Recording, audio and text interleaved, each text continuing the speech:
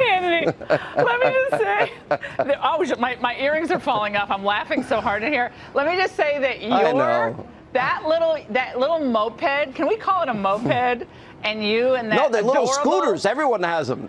There are no motorcycles. They're all scooters. Let me just say you look adorable. Okay, absolutely precious, adorable. And I think you have a second career as a traffic reporter. I mean, you got all the intersections down, and you should be in the helicopter looking, well, you know, Hanoi Avenue is looking really tight today. So everyone's saying to me, like this. You got to air this. And I'm like, oh. But I love how you have Fox News Alert, Hannity on a moped.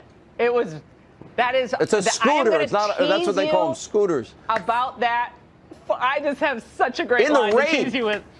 Yeah, you were a little too close for comfort. You got to have a sense of humor to do this. All right, Hannity, great show. Stay safe. I'm glad it cracked you up. It did. I lost my ear. I'm going to take my other one off. Show. Heck with that. Who needs those? All right, Hannity, thanks so much. I'm sorry. I am going to dine out on that for a long time. I'm Laura Ingraham. This is the Ingraham Angle from Washington tonight. How are the grievances pursued by Spike Lee, Alexandria Ocasio-Cortez, and Jussie Smollett related? My angle tackles all of that in just moments. Plus, a California school district told a student she couldn't wear Make America Great Again apparel. And now she's fighting back. High schooler Maddie Muller is here exclusively to tell us how and why. Also tonight, is Adam Schiff moving the goalposts on the Mueller conclusions? House Minority Leader Kevin McCarthy is here with reaction.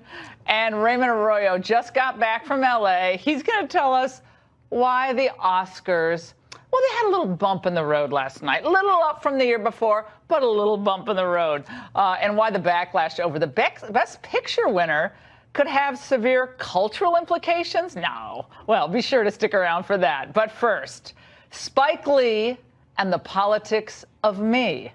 That's the focus of tonight's angle. Okay, what is Spike Lee, AOC, Jussie Smollett, and ill-mannered teens tell us about modern-day liberalism? Answer, a heck of a lot. Now let's start with Spike Lee. The iconic director is worth millions. I mean, he's made millions. He's done really well. Over 30 years, though, he was nominated no fewer than 5 times for an Academy Award. But until last night, he had never won an Oscar. But he took home the award for adapting the screenplay for his movie Black Klansman. Rather than showing humility and gratitude, he spiked the moment with a tiresome political diatribe. The 2020 presidential election is around the corner. Let's all mobilize. Let's all be on the right side of history. Make the moral choice between love versus hate. Let's do the right thing. You know I had to get that in there. Number one, lame that after all these years he couldn't memorize his lines. Number two, lame that he couldn't accept the honor without gratuitous cursing, which you couldn't even hear because the Oscars had to bleep him. Number three, disagreeing with your political vision, Spike, doesn't make you immoral or a bad person. Now, like I've said before, liberals are angry sometimes, even when they should be happy. And most are off the charts intolerant and judgmental of people who don't think like they do. And Lee, just like in his latest film, suffers from kind of a deficit of both subtlety and grace. Perhaps not surprisingly, the president couldn't resist lobbing a post-Oscars response, tweeting, "Be nice if Spike Lee could read his notes, or better yet, not have to use notes at all when doing his racist hit on your president, who's done more for African Americans, criminal justice reform, lowest unemployment in years, in history, tax cuts, etc., than almost any other prez." Well, beyond politics, which shouldn't have been a part of Hollywood's big night anyway, Spike Lee's performance lacks some grace. I think to regular people, he just came across as kind of bratty, rude, self-absorbed, and egotist, masquerading, though, as a brilliant social justice warrior. The old Spike Lee, got to go back like 30, 35 years, was at least kind of cutting edge. And I have a question. Should we judge him for some of his old movie lines? Like this one when describing a girl he had relations with? What about Nola Garland? What do you want to know? I thought she was a freak.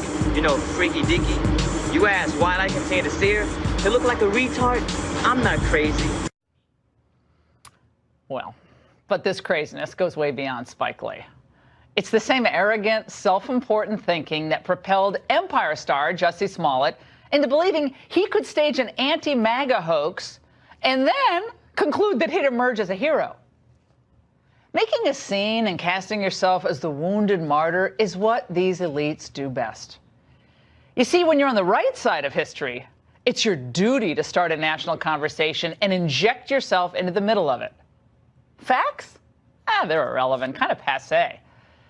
As the famed political philosopher Alexandria Ocasio-Cortez once observed, there's a lot of people more concerned about being precisely, factually, and semantically correct than about being morally right.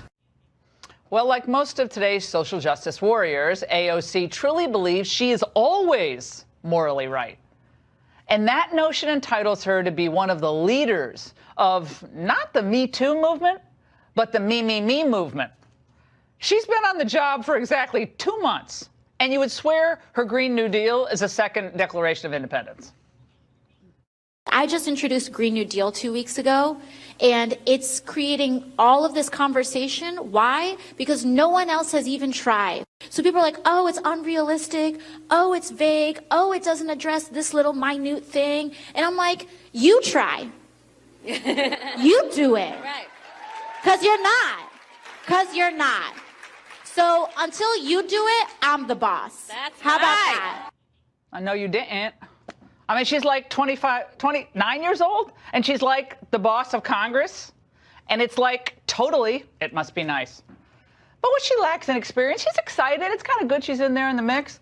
She lacks kind of perspective, too, but she makes up for all of it in ego and confidence. Got to give her that. But her demands, they seem familiar. I want... Well, Ocasio-Cortez's allergy to protocol, combined with her "I want it now" mentality, is the byproduct of the "everyone gets a trophy" era, in which she was raised, where coddled kids grow up to be entitled adults. Who needs manners and decorum when you've just been rewarded for speaking your truth? You always have to hit your chest when you say it. Speaking your truth whenever and wherever you want. When adults indulge youngsters, we get shallow thinkers. And by the way, this entire notion of speaking your truth is goofy because it presupposes that there really is no objective truth. Your truth isn't necessarily the truth, and it's probably just your opinion. And you're entitled to have it, but until you've lived, fallen, and failed, it's probably fairly uninformed, even if it's entertaining and highly energetic. You're entitled to speak all you'd like. Of course, First Amendment, everybody has entitled an opinion, but no one is obligated to listen to you. And whether you're an overrated director, a minor TV actor, or Vogue's congressional it girl, none of it matters. And that goes, by the way, for rude middle school and high school students who are coached to get in the face of adults on Capitol Hill and just like talk to them like they're their contemporaries, their Instagram buddies. What am I talking about? Well, on Friday, Senator Dianne Feinstein was confronted by a group of AOC mini-me's lobbying for the Green New Deal, Natch, in her office. Check out this exchange. Some scientists have said that we have 12 years to turn this around. Well, it's not going to get turned around in 10 years. What we can do, Senator, if this doesn't get turned around in 10 years, you're looking at the faces of the people who are going to be living with these consequences. The government is supposed to be for the people and by the people. I've been doing this for 30 years. I know what I'm doing. You come in here and you say it has to be my way or the highway. I don't respond to that. I know what I'm doing. So, you know, maybe people should listen a little bit. We're the people who voted you. You're supposed to listen to us. That's your, How old are you? job. How old I'm are you? 16. I Well, can't you didn't vote for me. Well, this may have been Feinstein's finest hour. Well, she was forced to deal with immature militant activists that her party is churning out by the thousands. Activists who usually confront and then try to embarrass Republicans. Again, the blame isn't with the kids. They're students. It's with their parents. Or is that their teacher? Let's face it, if there was no cell phones recording every word, how many would even be there? So many people today, they crave attention. They want to have their moment. I understand. And Spike Lee and AOC and these activist tots should take note. Making a scene and posting it on social may feel good, but it's no substitute for accomplishment or hard work. Whether you're a liberal or a conservative or something in between, just try listening to the opposing view, then sharpening your arguments. No matter how much you virtue signal, harassing people isn't a talent. It's just lazy. And in the end, lazy is just boring, and it rarely wins. And that's the angle. All right, joining me now with reaction in Washington, David Arizad, and he's an expert in identity politics from the Heritage Foundation, and Democratic strategist Monique Presley, plus Leo Dunson, minister and activist who took part in President Trump's Black History Month celebration last week. David, I want to start with you. You spent a lot of time studying identity politics and think the left has, I'm so sick of the phrase weaponized, but they're using race relations in a very pointed way, to say the least. And of the examples you listed, the one that I found most disturbing was the Jussie Smollett one. Because had he pulled off his hoax, the consequences would have been dramatic for America. Setting aside that 2 innocent people may have gone to jail, you very well could have had race riots. After all, it's a hate crime. Kamala Harris says that this is a modern-day lynching. And this is post-BLM America. We all Black remember, Lives Matter America. Yes, we all remember what happened in Ferguson with Michael Brown. And so in order to advance his pathetic little career, he made this slanderous accusation that thankfully has been diffused, but could have exploded. Monique, Spike Lee, I think, has an enormous amount of talent. I mean, I like kind of the old Spike Lee stuff. It's like funny. But the Oscars are just another example of, I think, Hollywood cutting off half of America. And immediately they're cast onto the ash heap of you're bad people because you like Trump or you're more conservative or you're not a liberal. And for the life of me, I don't get that. It's not entertaining. It's utterly predictable, and it's conformist. It's the opposite of nonconformist in Hollywood. A nonconformist would be someone who's like a conservative up there saying, I call BS on all of you. Right. I don't recall him mentioning President Trump's name. Oh, come on. You're smart, Monique. I don't recall him you don't think he was talking about conservatives or liberals. Okay. I do recall everybody who was in the place screaming and clapping and hooping. I was jumping up and down, screaming and clapping and hooping at home, so I'm giving him entertainment value. There are people That's a representative audience?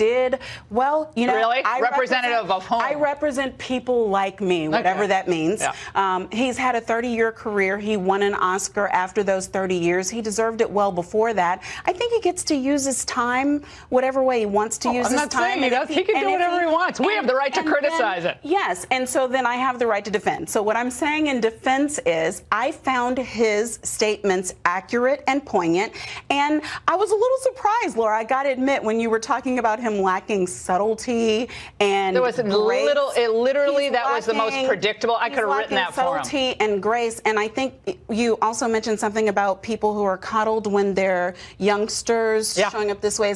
I wasn't talking about him. I talked about three other people in there. You were talking about who? Donald J. Trump? The occupant of the White House? Who are we talking about? Well, I was talking about a generation that believes that if someone disagrees with you, they're a bad person. I wouldn't say Spike Lee and I disagree on stuff. I wouldn't say he's a bad person. We disagree. But big that's deal. Popular right now, isn't it? Because we, how is that interesting? I'm going to envelop it and say we as a country elected someone whom, if you do not agree with him, you're a bad person. There's no subtlety. Who said that? There's no grace. He says it. He says I'm the president of all the people. Boo you, bad, sad. All right, Leo, you were just with him. Monique says that Donald Trump thinks you're a bad person if you don't agree with him. Now, you just were with him. It was oversubscribed, like 300-plus African-American leaders and activists around the country.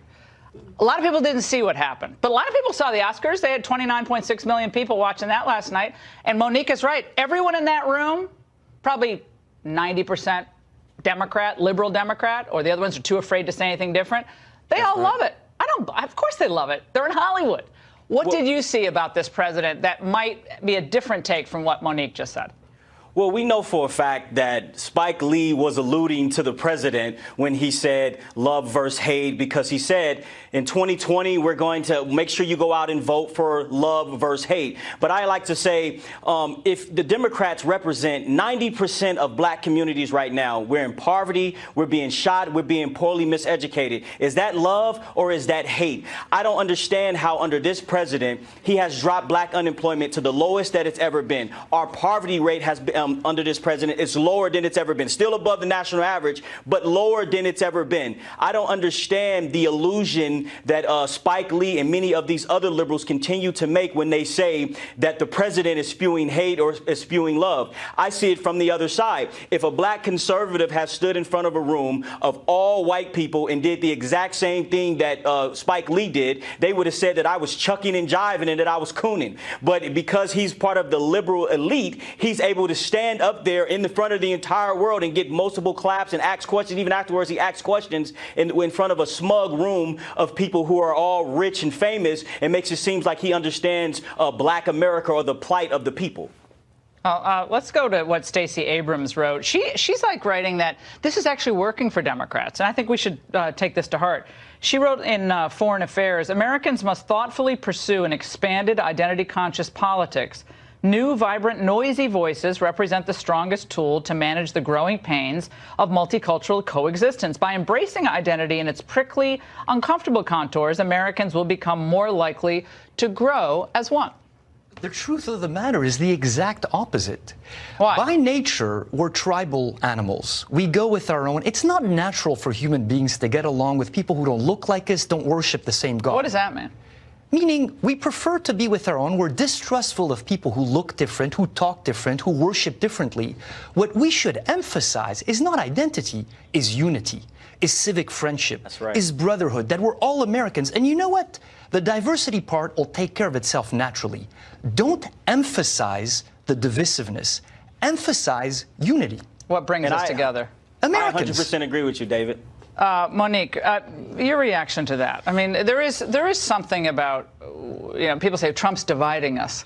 But gosh, it seems like there are a lot of people dividing America right now, along gender, racial, what's your preference here? I'm just trying to get through the day, frankly. Whatever, I'm just trying to get through the day. You and me both, and raise my kids while I do it. So I don't completely disagree. Here's what I think. Identity politics really can save us as much as people think it can divide us, because me recognizing that you are different than me and I identify with someone who looks like me is not the same thing as saying I hate what is different from me. So there doesn't have to be the divisiveness. We don't have to embrace that in order to embrace the fact that there's something good about me and the skin that I'm in. I agree. And I like it, right? I like the skin that you're in. Yeah. So when we're talking about identity politics, I think the message can't be silos that don't talk to each other. Right. It can be silos. You've got yours, I've got mine, but what do we have in common? Well, I agree with you. I think there's actually something we can agree on. I know that's like no one wants to say that in cable news, but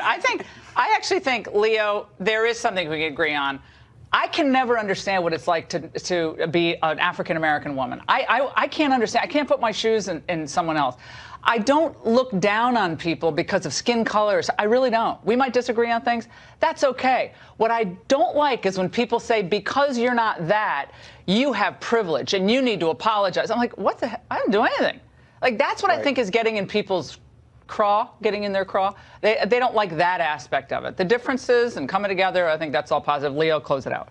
Right. And also with identity politics, right, you have, for example, Black Lives Matter, who will march when a black boy is shot by a white police officer, but who won't march when black kids are being shot every single day. Identity politics also goes into the feminist movement, where they will run for they'll march for gay marriage, they'll march for anything feminine, but they won't march for a masculine movement, right? They would be completely against that for sure, right? They will identity politics continue to divide us, and I don't think that is something that we should be doing. I think that we should all be Americans. We're American first. We should be talking about the policies that better affect us together as Americans living here in America.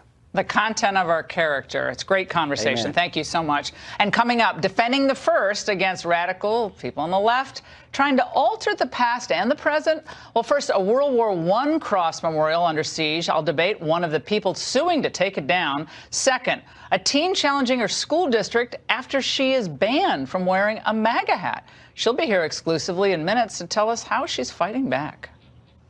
How does being a patriot and trying to show pride in your country, how is that inappropriate? Bottle.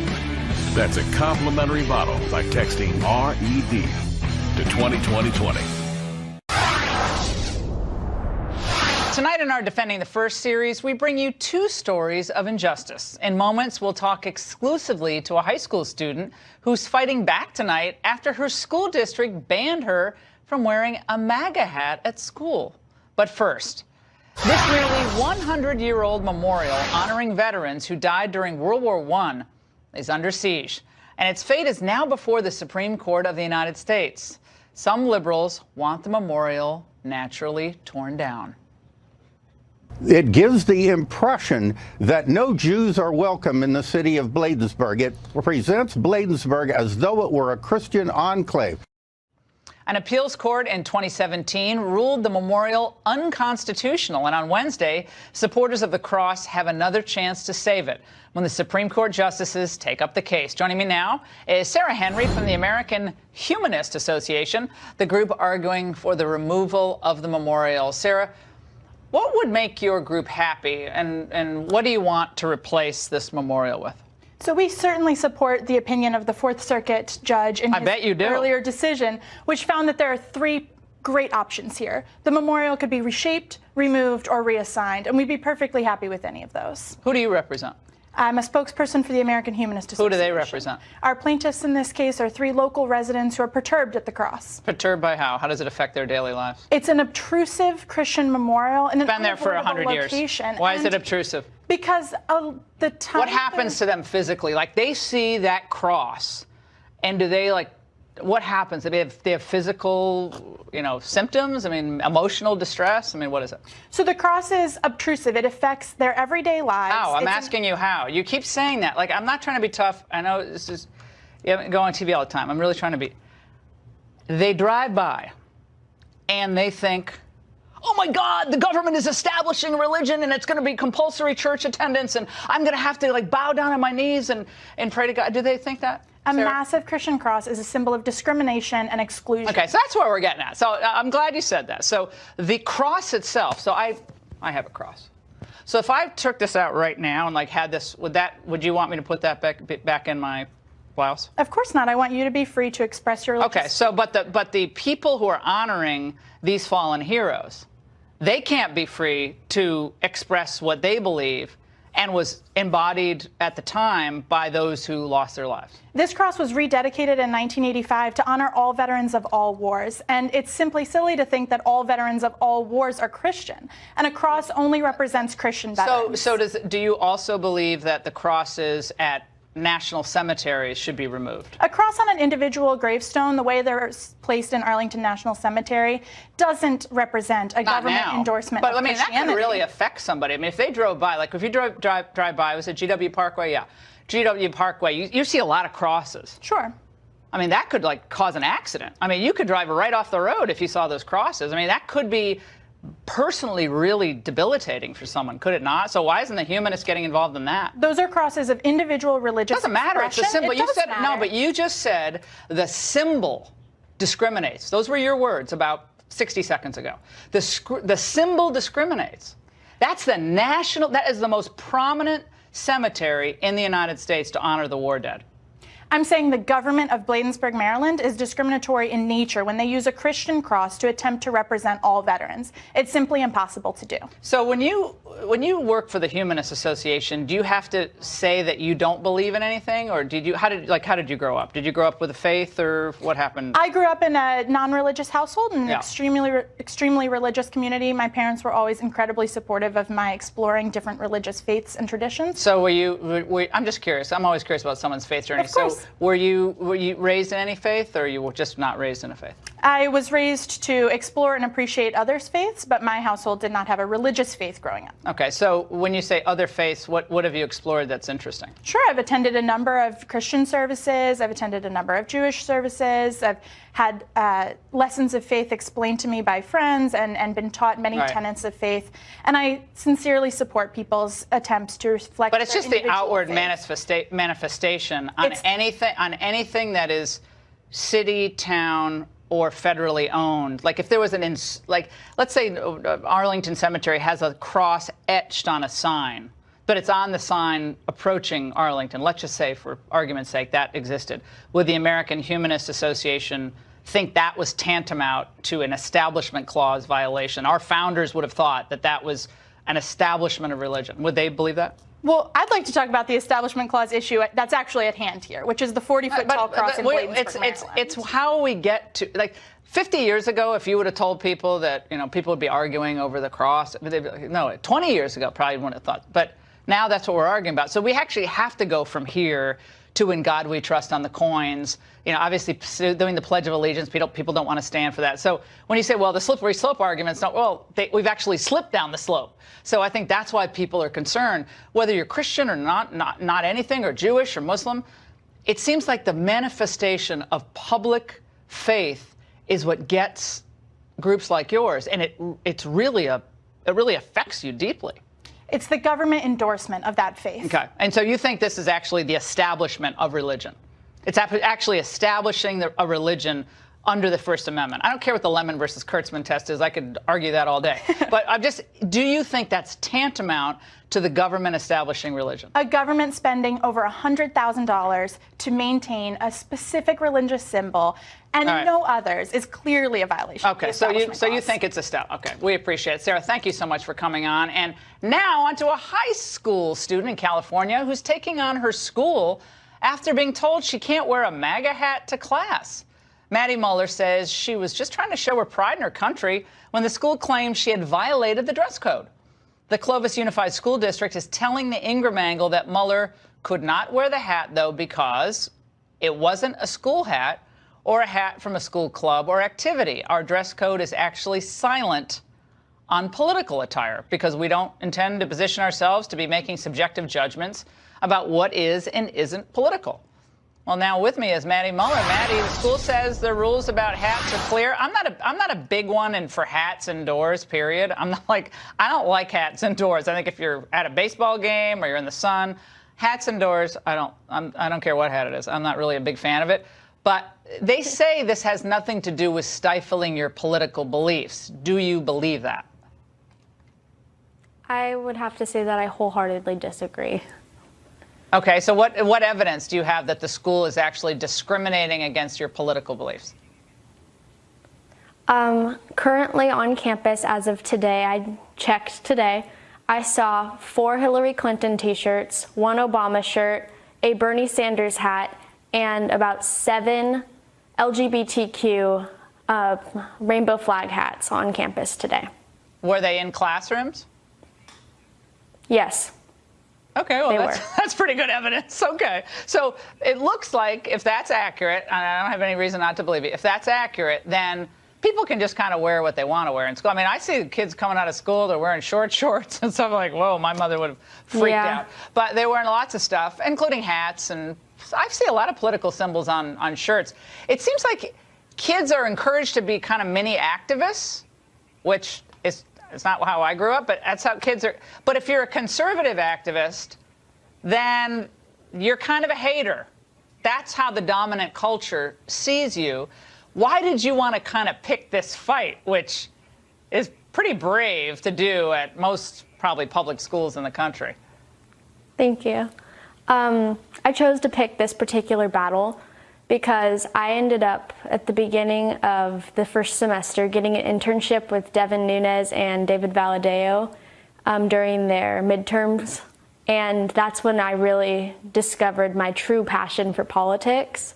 And I realized that the school systems seem to be trapped under the government's thumb about what they're supposed to, teach, what's acceptable to force down our throats in a sense. And I realized that it's not always the truth. So I chose that as a conservative, raised in a family that my family was made through adoption. So I was born into the pro-life army. And I just decided that I felt like someone needed to take a stand. Someone needed to stand up, not just for Clovis North, not just for Clovis Unified, but nationwide for the conservative and Christianity monitoring that's going on campuses. Okay, so there's a federal judge actually said, or a judge, I'm not sure, a federal judge, said the following, we'll put it up on screen, about MAGA hats. Well, the hat is something that could invoke violence or invoke controversy. Then for the safety of the students, the school is within its legal rights. A former federal district court judge, Oliver Wagner, said that. So your hat could provoke people to violence.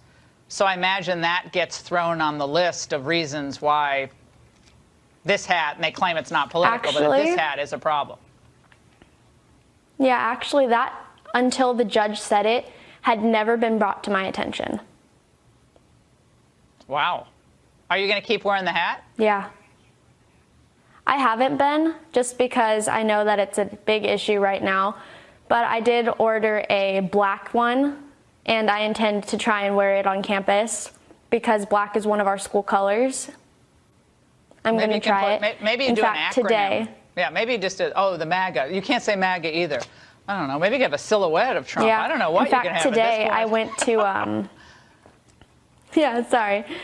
Today I went in to school and I guarantee I'm the only student, but I had to get my Support the Blue sweatshirt approved. I have to get all of my sweatshirts and shirts approved through the disciplinary office before I can actually wear them. You look pretty. What can I say? Yeah, you look pretty edgy. You look like you're in real trouble at school. So, all right. Well, it's very interesting. We'll be following.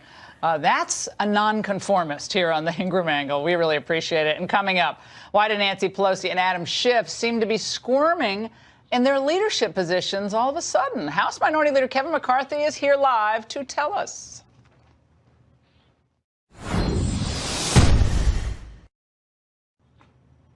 We have an update tonight on the Jussie Smollett hate crime hoax investigation. Smollett has a new defense tonight. TMZ reporting that the $3,500 the actor paid the Nigerian brothers to carry out the attack was actually for training sessions, 5 weeks of training, but they threw in the nutrition plan, at least according to the memo line on the check he gave them. Chicago PD Eddie Johnson, superintendent, says there's even more evidence that disputes Smollett's defense.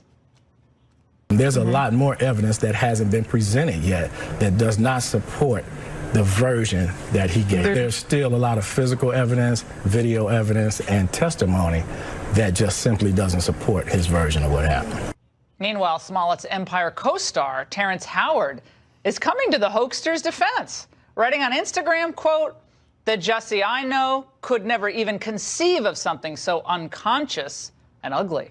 Smollett has been written out of the last 2 episodes of Empire, and today a judge said he's allowed to travel out of state to meet with his lawyers while he's out on bond on these federal disorderly conduct charges. He's due back in court next month.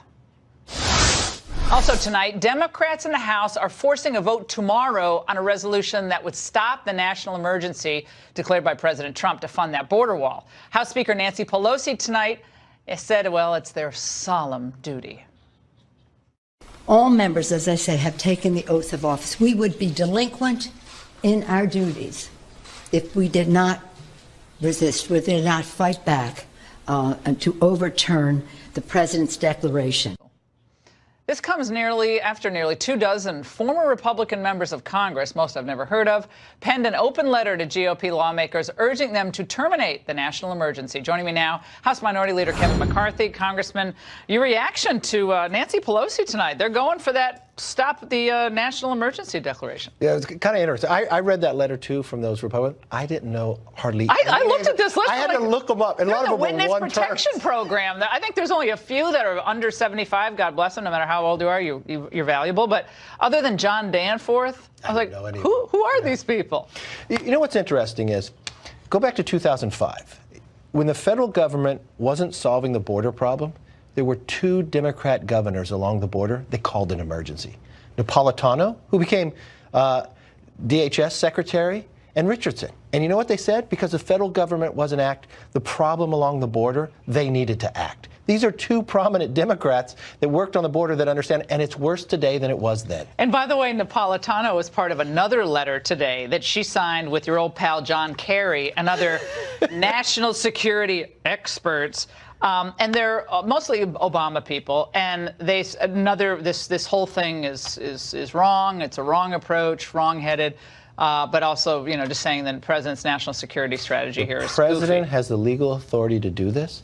There is a crisis on the border. 60,000 people a month are being picked up illegally. Remember, we have the most liberal immigration policy in the world. 1.1 million green cards year. a year, which most people want reduced or to stay the same. But think for one moment. Take immigration out of it. How many people are dying from the drugs that come across? How many kids are being trafficked in human trafficking from them? Oh, that's an exaggeration. They don't get trafficked. I mean, you hear that, and I'm thinking, where are all the social justice warriors? Were you at the Oscars? Admit it, yes or no? No, I was not. You were there. I saw you. I was not at the Oscars. You did. You had a, I didn't even watch them. You had a wig on, and it looked good, though. You looked really good next to Glenn Close. That was a great shot of you.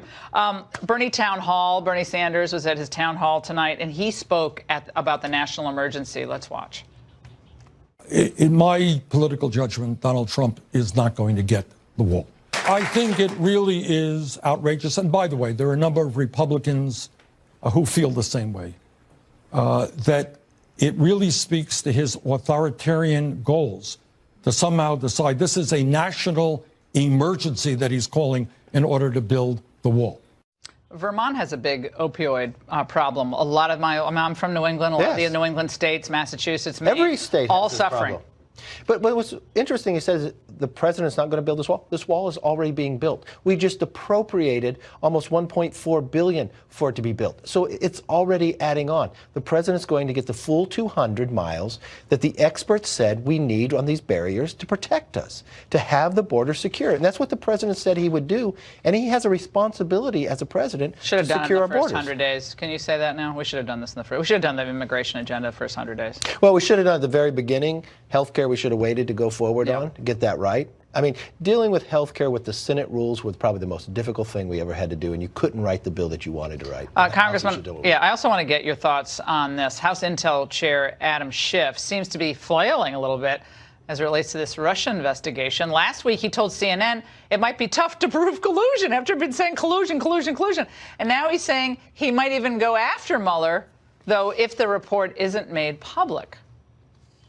We will obviously subpoena the report. We will bring Bob Mueller in to testify before Congress. We will take it to court if necessary. And in the end, I think the department understands they're going to have to make this public. Remember who we're dealing with here. This is a man, Adam Schiff, who said before this all started that he had collusive evidence to prove it, right? He's the modern-day Joe McCarthy, never produced anything. But what's more concerning to me, he has now proven that he met with Glenn Simpson in Aspen. This is Fusion GPS, who Nellie Orr, Bruce Orr's wife, worked for. I have a number of questions for Schiff. How many meetings did he have? What did they talk about? But why did he fight so hard for us not to find out who paid for this Fusion GPS, that it was the Democratic Party? Did you know he fought to make sure where we had to go to court? He didn't want that out. Why? Because it all runs back to the Democrats. That's why, and Hillary. When Glenn Simpson came before the committee, he asked them, what should we look at? Taking ideas from him, where should we go with this investigation? It's a scandal. And if he holds himself to the same level that he held Devin Nunes for, he should recuse himself. He needs to move off this case. All right, we're going to talk to you later about what happened over in the Senate with this Infant Protection Act. But thank you for joining us tonight. We really appreciate it. And all right, everyone, get your black tie on, grab your champagne. Our own Raymond Arroyo is just back from L.A., and even though he says the Oscars don't mean what they once did, the backlash over the Best Picture winner could have wide implications. You will not believe this. Stay there. TV.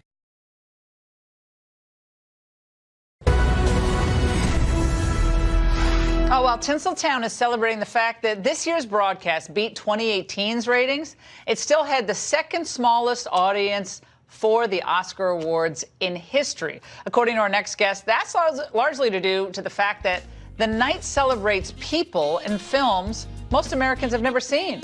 Just back from L.A. with all the details is Raymond Arroyo, Fox News contributor, New York Times bestselling author of the brand new book, Will Wilder and the Amulet of Power, which is phenomenal. All right, Raymond, why do you think the Oscars have lost so much cultural currency? Let's not put the audience to sleep now. Why does Laura, it not matter?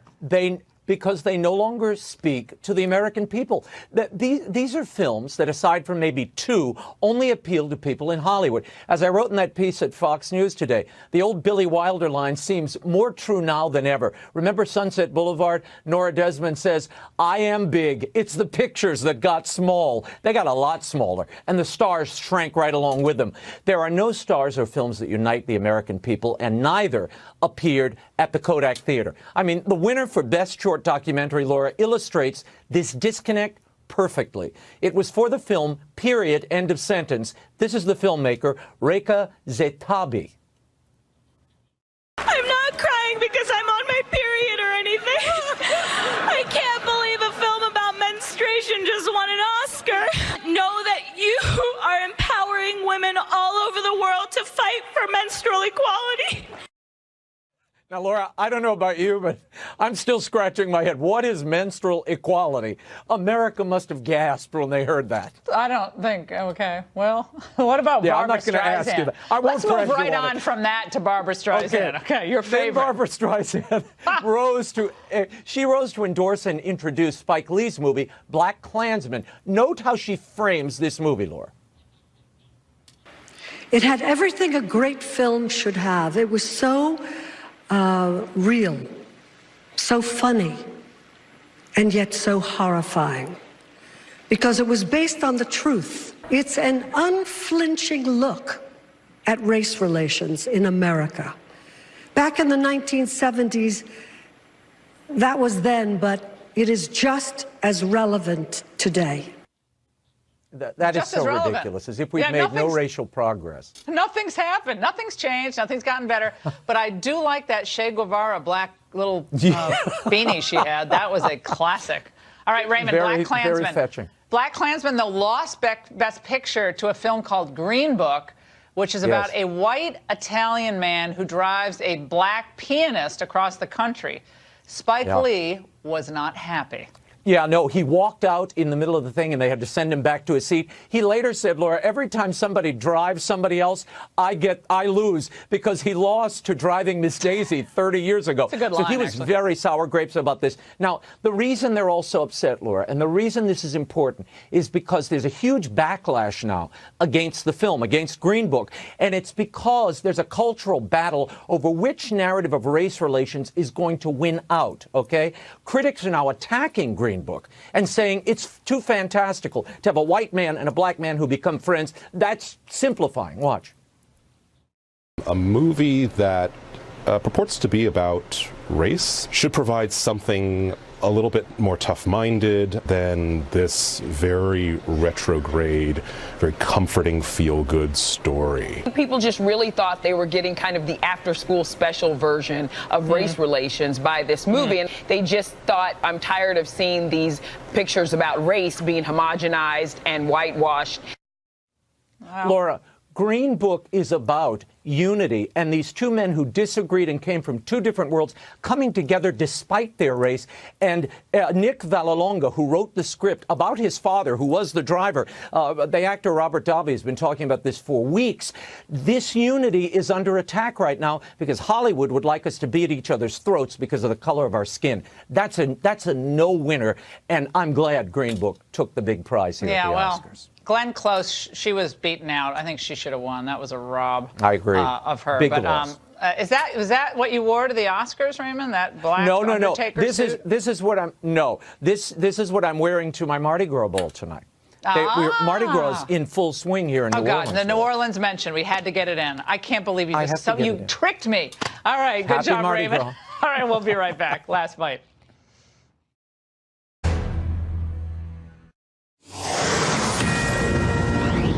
You're looking at live pictures of Hanoi, Vietnam, where Kim Jong-un has just arrived ahead of his second summit with President Donald Trump. The president is still on his way, set to arrive in just a few hours. We're going to have a continuing coverage of this summit. A lot of people on the left are already poo-pooing it, naturally. But we'll be covering all the events, and they'll be falling in our hour throughout the week. So we'll make sure that we bring all of that to you. That is all we have for tonight. Shannon Bream and the Fox News at Night team take it all from here. Shannon, aren't you upset you didn't make that long trip? Listen, jet lag does not always agree with us, but, you know, duty calls. If they fire us up, we'll go. Good for you. In the meantime, we're here. Laura, thank you so much. Busy news week. We begin with the Fox News alert. Will Kim Jong-un actually give President Trump what he's after by giving up his nukes? Well, the president is on his way to that second summit with the North Korean leader as peace on the Korean peninsula hangs in the balance. Tonight, Senate Democrats block a GOP measure that would require doctors to treat babies born alive after a failed abortion. The president calling it one of the most shocking votes in the history of our country. And trans athletes scoring big wins and creating strange bedfellows as social conservatives team up with radical feminists to say it's unfair for competitors born as men to now compete against female athletes. Hello and welcome to Fox News at Night. I'm Shannon Bream in Washington. President Trump is facing political pressure here at home to achieve what he calls a tremendous summit and pressure from allies like South Korea looking for lasting peace with its northern neighbor. But tonight, as the world watches, the president continues to sound optimistic about scoring serious concessions from Kim Jong-un. Kristen Fisher joins us now live from Hanoi. Good morning, good evening. I'm not sure what it is where you are, Kristen, but great to have you. Let's just say good morning, Shannon. You know, there is just a ton of activity here in Hanoi with the start of this summit just one day away. The Secretary of State, Mike Pompeo, is now on the ground and heading to a meeting to hash out all of the final logistics. The North Korean leader, Kim Jong-un,